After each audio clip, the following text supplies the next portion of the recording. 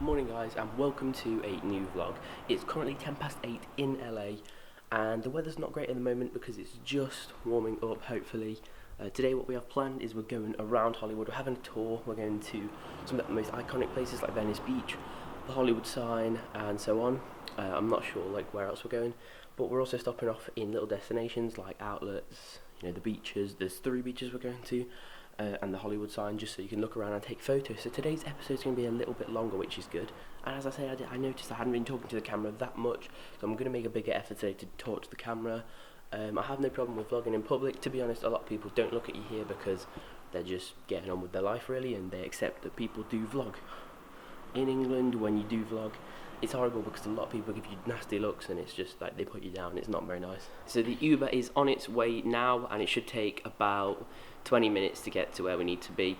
We're taking the bus, which will be taking us around Beverly Hills and so on, and then yeah, should be good.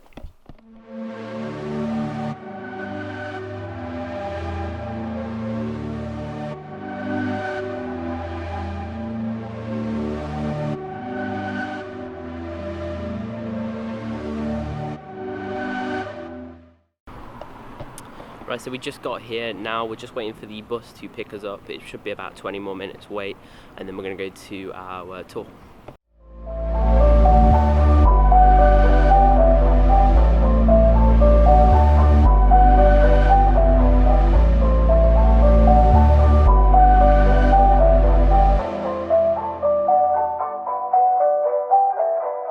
Sur la plage abandonnée, coquillages et crustacés. Right, so we just got to Venice Beach. We have 30 minutes here and I'm going to go find the skate park, as that is one of the more known attractions here. Manger les vacances dans des valises en carton. Okay, so that was the well-known Venice Beach skate park. It's really crazy to see because I've seen it for years on YouTube and like well-known skate videos, so I'm a bit annoyed I didn't bring my skateboard, but there's time for that. We're now going to go to Muscle Beach, which is also a famous attraction here, and we have about 25 minutes left, so let's go do some stuff.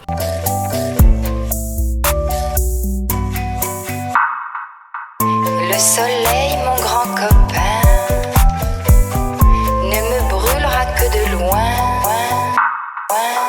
croyant que nous sommes ensemble un peu fâchés d'être tous deux séparés.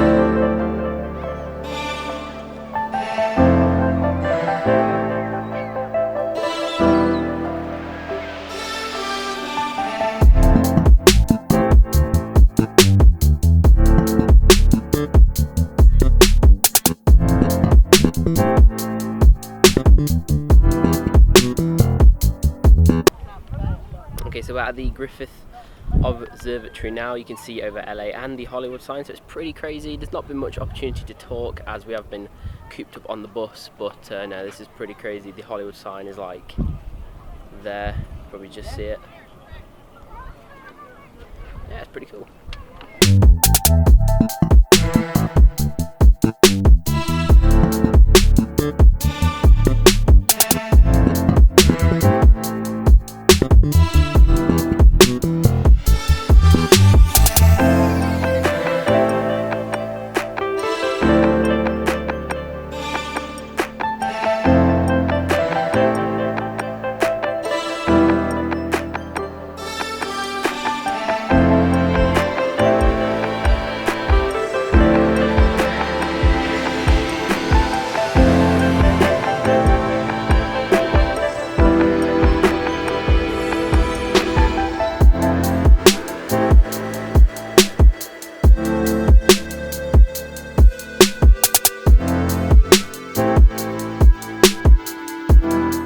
just got back from dinner.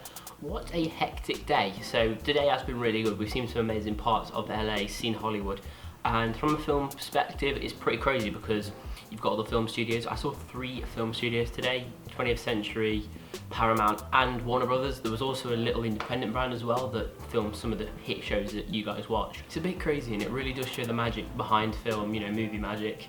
And all that, which is, it is really fantastic to see. I can recommend it to anybody if you are thinking of it.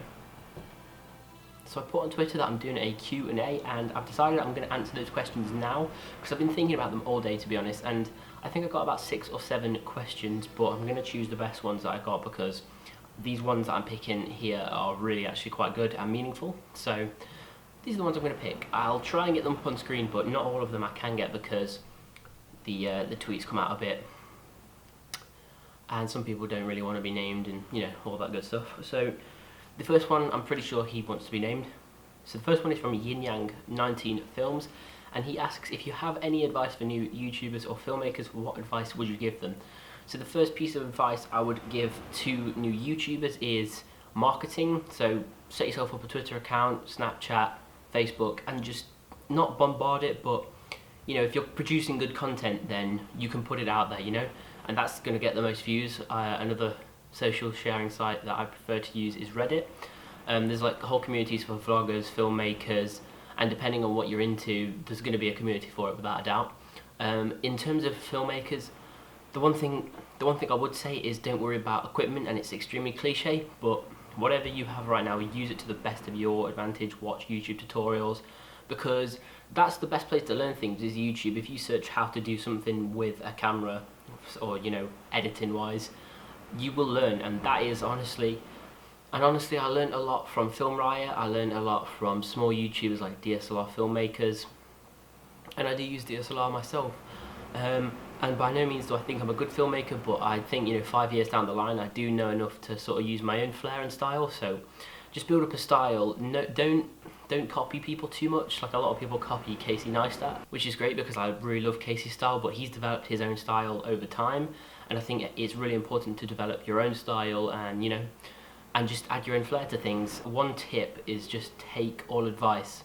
Be grateful for whatever advice you get and never turn your nose up at it, even if it's the most simple and basic thing.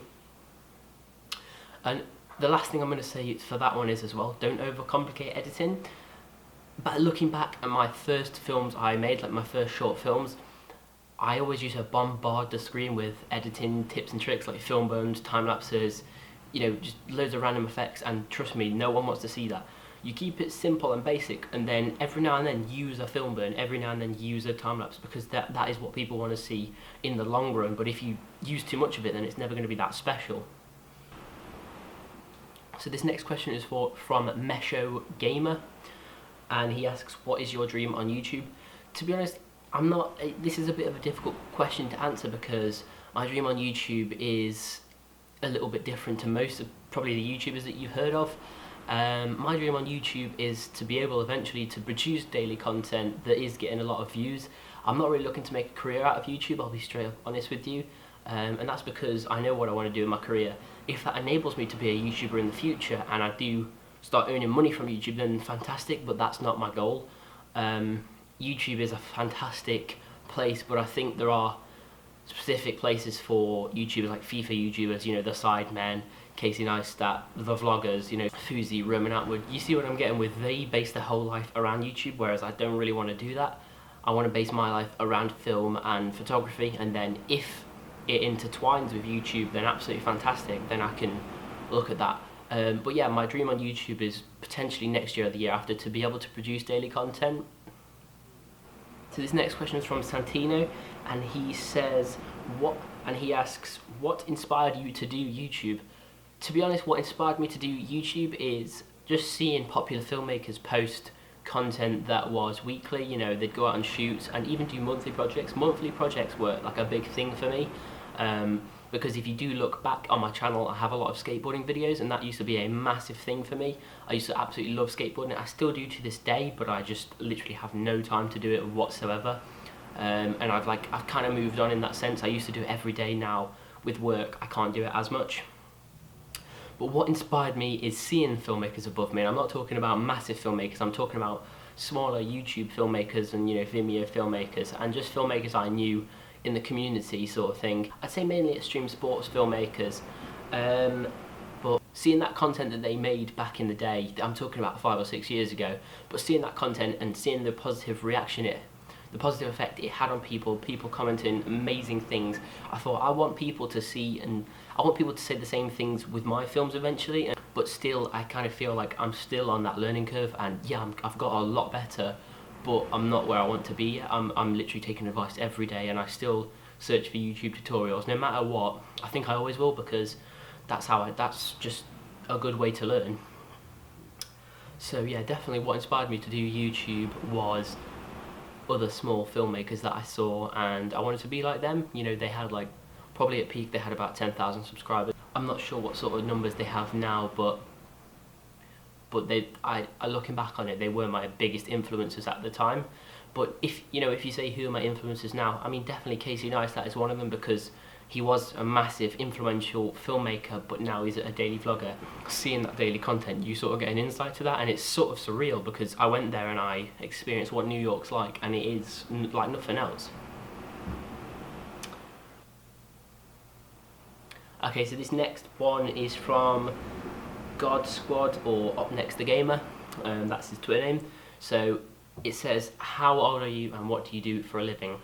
Okay, so at the moment I'm 18 years old, and currently I do quite a few things for a living, and I'll explain why. So my main day job, my 9 to 5, which is 5 days a week, I am a salesman. The company I work for is mainly selling computers and hardware like infrastructure, but that's my 9 to 5, and you'll probably understand why I'm doing that when you hear what I'm about to say next. The other thing I do is Freaks Media. Now, if you haven't seen my website, go check that out, because that is my passion. That is film and photo. So it's like a production company. What we do is digital media, marketing, film and photo, and it has literally been, I'd say from about 6 years ago, it's been my lifelong dream to own a business, but I didn't really know what to do it in, and then it sort of clicked. I've been doing film for a long time, in my eyes, and I need to do that. And I do that with Will. So if you haven't already, go check out Will's channel. And what we do is, at the moment, we go out on the weekends. Will has just finished college, so he will be going out in the week to do videos, but we've never really spoken about it too much on the channel because we didn't really want to. And really the reason I'm doing my 9 to 5 job is to be able to afford the sort of petrol to get there, the petrol to go out to jobs, the equipment, because cameras are expensive as well as laptops. I bought my MacBook Pro mainly for the business, and it's been an absolute saviour when I need to edit, because what I usually do is every day I wake up at 6 in the morning, sometimes 5 in the morning, because it depends how much work I have on, but I will do 2 hours editing straight up for clients, and then from 7:30 onwards I need to go to my day job, and my day job is about 30 miles away, and it takes me an hour and a half to get there in the morning. So it's kind of killing me at the moment, and that's why I don't produce daily content usually. But whilst I'm on my holiday now, I'm trying to focus on producing daily content, because it is something that I absolutely love. But with that said, next year is going to be like a completely different year for me. What I'm doing at the moment is I'm saving money for the business, so I can run it next year smoothly without having any financial trouble. My dream, Freaks Media is a massive thing for me. But yeah, more to come on that. Go check out the website, go check out the Twitter. And then the final question, who or what got you into vlogging, and what motivates you to go out and vlog? So this is a good one, and I'm going to try and make this less cliche as possible, because I guess some of it is cliche. So the first thing I'd say, what got me into vlogging was many years ago, and the person that asked this question will remember, I used to do skateboarding vlogs, and it was cringy as anything because of my age. I was like 13 at the time, but it was something I loved doing with my mates, and just having those memories of what I'm doing is pretty crazy, and seeing it online for anyone to access, I think it is an amazing thing. What motivates me to do it now is the fact that I am a filmmaker and I have a way of producing films daily. That is super cliche, and I know Casey said that, so don't kill me. But it is true, even if I'm just doing it once a week, it's something to look forward to all week, because when you edit it, you can put a lot of passion into it and use filmic. You can use that sort of filmic license to produce whatever you want. A big thing for doing film for people in a business is that they know what they want, and absolutely they're 100% correct. If you went against them, then that's really bad on your behalf, and they're probably not going to come back to you. So even if you totally disagree with their ideas, you can't do anything.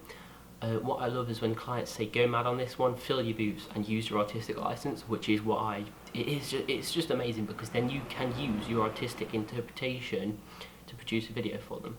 But most of them don't do that, which is absolutely fine, I respect that. But with vlogging, it's completely different, because you are left to your own devices, and having that is something that is really nice. When I go to edit it, I can literally do whatever I want. I can throw a random time-lapse in if I want, I can talk to the camera if I want, and no one can tell me differently. It's my film. So I guess that is a part of it. What motivates me to go out is the fact that I know it's going to be a good film at the end of the day, which I can watch and I can share with my friends.